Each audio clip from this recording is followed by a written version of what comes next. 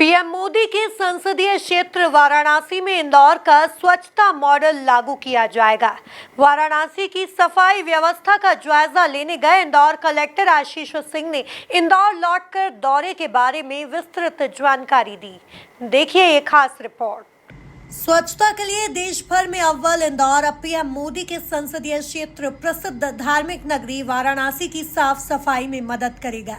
इंदौर के प्रशासनिक अधिकारियों ने मंगलवार को वाराणसी के अधिकारियों के साथ बैठक कर स्वच्छता में नंबर 1 बनने के अनुभव साझा किए।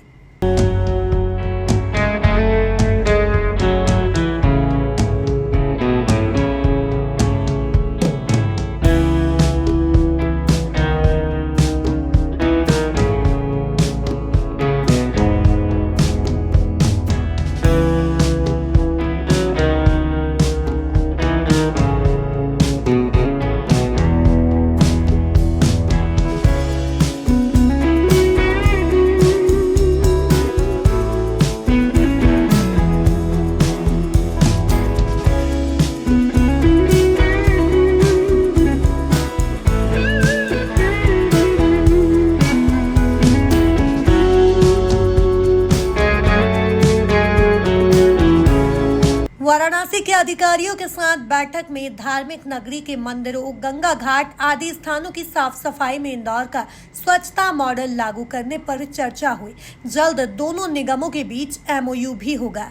कलेक्टर आशीष सिंह ने कहा कि वाराणसी में बहुत अच्छा काम हो रहा है।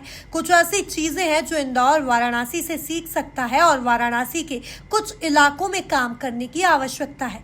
इंदौर की अधिक से अधिक चीजें वाराणसी में लागू होगी।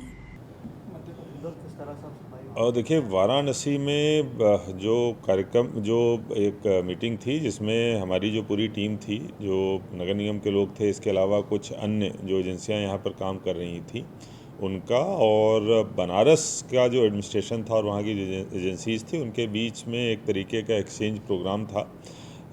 बनारस की तरफ से, वाराणसी की तरफ से जो प्रेजेंटेशन दिखाई गई कि उनके यहाँ किस तरीके से स्वच्छ भारत मिशन पे काम हो रहा है, बहुत अच्छा काम उनके द्वारा वहाँ पर किया जा रहा है।